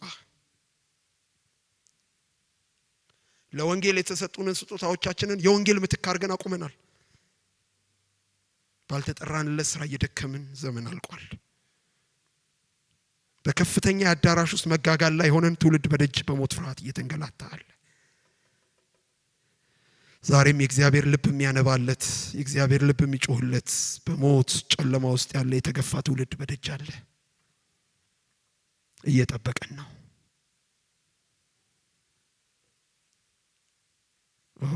እግዚአብሔር ለቤተ ክርስቲያን ዘመን ያምጣ። ተሰባብከን ምን ቀይረው አይመስልኝም። የወረደብን ዲፕሬሽን ቀላል አይደለም። ጥልቅ አዚም ውስጥ ነን። እንዳንነሳውን ተኝተናል። ለአንዳንዶች ግን እግዚአብሔር ደወል እየደወለ ነው። ዘመኑ አልቋል። የሚተርፋችሁ ዘመን ለወንጌል የተዋጀ ይሁን። ሁለተኛውን ላውራ። አንደኛው ላይ ከዚህ በላይ በሄድ ልክ አይመጣም። ሁለተኛው መፍትሄ የሚሹ የውጫዊ ዓለም ቀውሶች ናቸው። ውስጡ ብቻ አይደለም የተቀወሰው፣ ውጭውም ቀውስ ላይ ነው። ደጁም ቀውስ ላይ ነው። በውጫዊ ምክንያት ስር ተፈርጀው የተቀመጡ የዓለማችን የውድቀት መልኮች ወንጌልን አጣዳፊ አድርገው የሚገፉን እየጠፋች እየሰመጠች ያለች ዓለም አለች በደጅ። በዙሪያችን ወንጌልን የግድ የሚሉ ጊዜ የማይሰጡ ያፈጠጡ ቀውሶች ከበውናሉ። በትንሹ አይናችንን ከፈት ብናደርግ እንቅልፍ የሚነሱ መፍትሄ የለሽ የሚመስሉ የወንጌል ባለራው የሚጠብቁ መጠነ ሰፊ ጨለማዎች ዓለማችንን ውጠዋታል። እነዚህ አጣዳፊ የወንጌል ምክንያቶቻችን ናቸው። ጥቂቱን ላንሳ። አንደኛ፣ በቀን የብዙ ሚሊዮኖች ነፍስ ወንጌል ባለመስማት ወደ ሲኦል በመውረድ ላይ መሆናቸው አንዱ ውጫዊ ምክንያት ነው። አንድ ዓለም አቀፍ ጥናት እንደሚጠቁመው ከአጠቃላይ የዓለም ሕዝብ 2 ቢሊዮኑ በወንጌል ያልተደረሰም ከዓለማችን። ምናልባት ይሄ እንግዲህ የበረከተ ነው። አሁን ደግሞ ከዚህም ከፍ ሊል ይችላል። ከአጠቃላይ የዓለም ሕዝብ መካከል 2 ቢሊዮኑ በወንጌል ያልተደረሱ ናቸው። በወንጌል አልተደረሱም ከሚባሉት ደግሞ አብዛኛዎቹ ወንጌልን ጨርሰው ሰምተው የማያውቁ ሲሆኑ በአሁኑ ጊዜ ደግሞ የሚሰሙበት መንገድና እድል በጣም እየጠበበ ነው። ይህን ዓለም አቀፍ ጥናት ወደ ሀገራችን አውድ መልሰን ከተመለከትነው ደግሞ በኢትዮጵያ ውስጥ ከሚኖረው አጠቃላይ ህዝብ፣ በደንብ ስሙኝ፣ በኢትዮጵያ ውስጥ ከሚኖረው አጠቃላይ ህዝብ 6,045,000 የሚያህለው ህዝብ በሚገባ መልኩ ወንጌልን ለመጀመሪያ ጊዜ አንዴም አልሰማም፣ አንዴም ያልተነገረው። ይህ እንግዲህ በኢትዮጵያ ውስጥ ድነናል የምንል አማኞች ያላወራረድ ነው በህሊናችን ላይ የሚጮህ እዳችን ነው። ይህን ጥናት መነሻ አድርገን በአጠቃላይ የዓለም ህዝብ አንጻር ያለውን የሞትን ፍጥነታዊ አሃዝ የሚጠቁመውን ዓለም አቀፋዊ ጥናት ስንከተል አሁን በዓለማችን በ48 ሰዎች በሰከንድ ይሞታሉ። በደቂቃ 25,850 ሰዎች ይሞታሉ። በሰዓት 61,920 ሰዎች ይሞታሉ። ከነዚህ መሃል ስንቶቹ የክርስቶስን አዳኝነት ሰምተዋል? ማሰብ ትችላላችሁ። ምን ያህል ትውልድ ከሞት ኃይላት ጋር ትንቅንቅ ውስጥ እንዳለ ይሄ ጥሩ ማሳያ ይመስለኛል። ዳር ቆመን የምንታዘበው አይደለም። የሚጋዘው ህዝብ አብዛኛው ለሲኦል የሚማገድ ነው፣ በዘላለም እሳት የሚጠቀለል። ዋረን ደብሊው ዌርዝቢ ትዝብታቸው እንደዚህ ያስቀምጣሉ። ዛሬ ላይ ምእመናን የደህንነትን መልእክት ለሌሎች ነቅተው የሚሰሩባቸው አብያተ ክርስቲያናት ያስፈልጉናል። ይህን በምጽፍበት ወቅት ይላሉ በዓለማችን ውስጥ 2.4 ቢሊዮን ህዝብ የተሳካ የወንጌል ምስክርነት አልደረሰውም፣ አልተመሰከረለትም። በሬዲዮ፣ በቴሌቪዥን፣ በአሳታሚ ድርጅቶች አማካይነት ከምናሰራጨው ትምህርት ባሻገር ወደ ጠፉት በመድረሱ ረገድ እየተዳከምን ነው። ታዲያ አንተ ንቁ ክርስቲያን ነህን? በቤተ ክርስቲያንህስ በምስክርነት አገልግሎት ንቁ ተሳትፎ ታደርጋለህን ብለው ይጠይቃሉ። እኔም እጠይቃለሁ። ድፍን ጨለማ የወረሰው ቀጠና ላይ ነን። ሰዓት ስለሌለኝ ከዚህ በላይ አይደለም። ሁለተኛው ውጫዊ ምክንያት የክርስቶስ ተቃዋሚ መንፈስ ለዓለም ስጋት እስከ መሆን እየገፋ መምጣቱ ትልቁ የቤት ስራችን ነው። በተለይ እኔ ያለሁበት ኤሪያና እናንተ ያላችሁበት ኤሪያ ደግሞ ነጋሪ ያስፈልጋል። ምን ያህል ተወረን እንዳለን ለዚህ ሃይማኖት መነሳት ትልቅ እድል ያመቻቸው ከመነሻም ብትሄዱ የቤተ ክርስቲያን ማንቀላፋት እነሱን ያመጣው እነሱን የፈጠረው ቸርች ጨለማ ዘመን ውስጥ ገብታ በአንድ የመርፌ ጫፍ ላይ ስንት መልአክ ይቆማሉ እያሉ ሲከራከሩ ማለት ነው።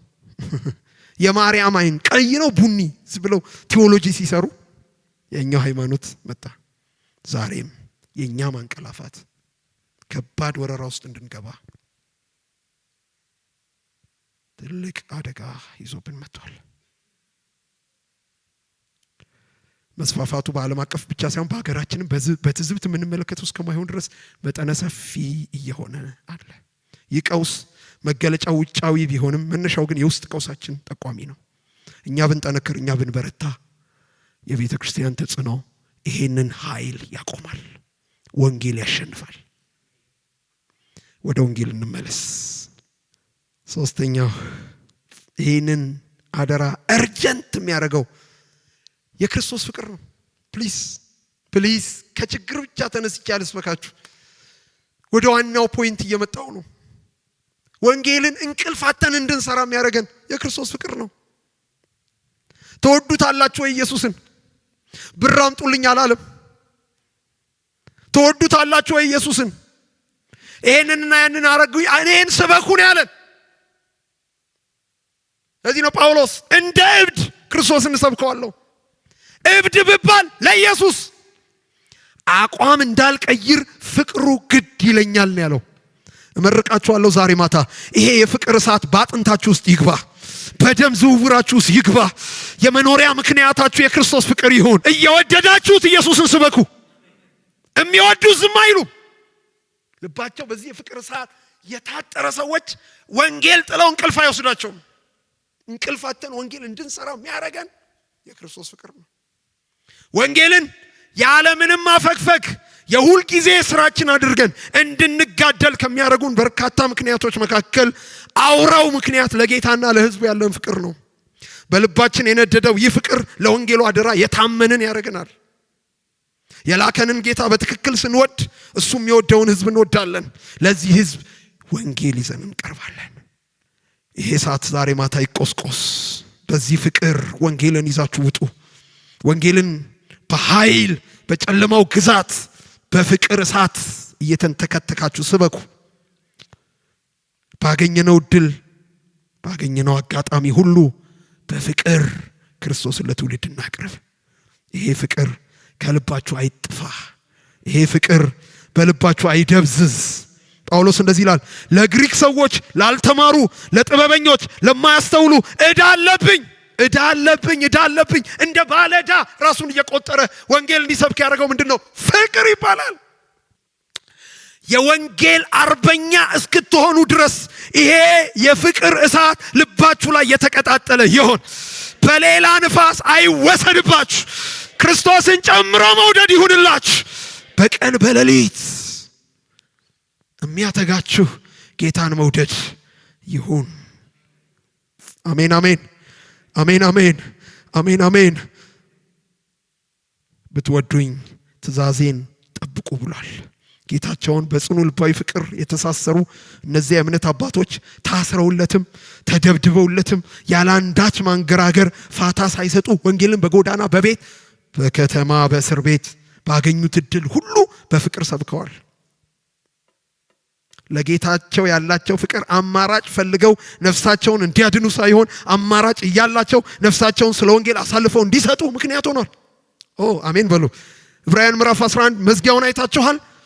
መደበኛው ትርጉም ሲናገር እንደዚህ ይላል፣ በሰይፍ ስለተሰነጠቁ በምድረ በዳ ተንከራተቱ፣ በእሳት ተቃጠሉ፣ እንደዚህ ሆኑ ይልና ሲዘጋ በጣም ልቤን ይነካዋል። እነዚህ ሁሉ የመዳን አማራጭ እያላቸው አልተጠቀሙበትም ይላል። አማራጭ አጥተው አይደለም የሞቱት፣ አማራጭ አጥተው አይደለም የተቃጠሉት፣ አማራጭ አጥተው አይደለም የተሰየፉት። እጥፍ ብለው ነፍሳቸውን ሊያድኑበት የሚችል እድል ነበረ። ኢየሱስን ጥለን ከምንተርፍ እርሱን ይዘን እንሞታለን ብለው አረጩና አሜን በሏ። ልማርካችሁ፣ ያለ አማራጭ ጌታን የምትከተሉበት ፍቅር አይወሰድባችሁ። ልባችሁ ከጌታ ጋር በፍቅር ይጣበቅላችሁ። ውደዱት፣ ጨምራችሁ ውደዱት። ዛሬ ለጥቅሙ ጌታን የሚከተል ትውልድ ነው እያፈራን ያለ ነው። እኛም ራሳችን ዝንባሌያችን ጤነኛ ስላልሆነ ጌታን መውደድ ብንጀምር ከምቾታችን ይልቅ እንወደዋለን፣ ከጥቅማችን ይልቅ እንወደዋለን። ሎርድ ልዩ ፍጥረታት ሆነው አይደለም ያን ሁሉ መከራ ያለ ማንገራገር የተቀበሉት፣ ጌታን ስለሚወዱት ነው። አሜን። አዝነው አይደለም የሞቱት፣ እየሳቁ። አንድ በታሪክ የተመዘገበ ነገር ልንገራችሁ። በጣም ይሄ አርኪኦሎጂ አጥኚ ነው የጻፈው። ምን እንደሚል ልንገራችሁ። ስለ ክርስቲያኖች ያጠናውን ሲያስቀምጥ ነው። ኔሮ አቃጥሏቸው ተቃጥለው ከሞቱ በኋላ አጽማቸው ሲታይ ፊታቸው ላይ ፈገግታ ነበር ይላል። የሞተ ቁርበቱ እኮ ተቃጥሎ ከስሏል፣ አጥንት ነው፣ ግን ፊታቸው ላይ በዚህ ምክንያት ኔሮ ይበሳጭ ነበር። በደስታ ነው የሞቱለት። ሞትልሃለን ብለው ይሄ ክብር ለኛ ከሆነ ብለው ተገርፈው ሲወጡ ስለ ስሙ መከራ ሊቀበሉ ስለተገባቸው በታላቅ ደስታ እየዘመሩ ከሸንጎ ፊት ወጡ ይላል። ይሄ ክብር ለኛ ሆነ ብለው ማለት ነው። ወዳጄ ምን ሆነን ነው እዚህ ጨለማ ውስጥ የገባ ነው? የነሱ ኢየሱስና የኛ ኢየሱስ ይለያያል እንዴ? እግዚአብሔርን መውደድ መማር አለብን ማለት ነው። እንደገና ቁጭ ላይ ወንጌልን አጣዳፊ እንድናደርግ የሚያደርገን ጌታን መውደድ በልባችን መምጣቱ ነው። የመጨረሻ አራተኛ የዘመኑ አንገብጋቢ መልክ አንዱን ትቼው ነው በዚህ ልዝጋ። ዓለም በጣም በቴክኖሎጂ እየመጠቀች ባለችበት ጊዜ አመጻም እየረቀቀ መጥቷል። አሁን የድህረ ዘመናዊነት ቻሌንጅ ቤታችን ድረስ እያንኳኳ ነው። እጃችን ላይ ያለው ቴክኖሎጂ የሰጠን ሞባይል መፈተኛችን ነው። ትውልድ እየተበላብን ነው። ወጣቶቻችን ከቸርች እየሸሹ ነው። ዛሬ ማናስተምረው ማናስታጥቀው ወጣት እያፈራን ነው። በእኛ እየተጠራ ሌላው የሚጠቀምበት ትውልድ ነው። ወንጌልን በአጣዳፊ ይዘን ካልተነሳን ትውልድ አልባ እንሆናለን። አውሮፓ ላይ የሳቅ ነው እኛ ላይ ይድመጣል። ዛሬ አውሮፓ ውስጥ ትልቅ ካቴድራል ለናይት ክለብ እየተሸጡ ነው። ለጌዎች እየተሸጡ ነው። ለወልድ ተቃዋሚ መንፈስ ሃይማኖት ተከታዮች እየተሸጡ ነው። ለምን? ትውልድ አልባ ሆኑ። የሰሯቸው አረጁ፣ ሞቱ። ስለዚህ የሚያተርፈን አንድ ነው፣ ወንጌል። አሜን በሉ። ልጆቻችሁ ላይ ወንጌል ስሩ። ወጣቶች ላይ ወንጌል ስሩ። እየጋለበ እየመጣ ያለ የዘመናዊነት ቻሌንጅ በራችንን እያንኳኳ ነው። ምንተኛበት ሰዓት አይደለም።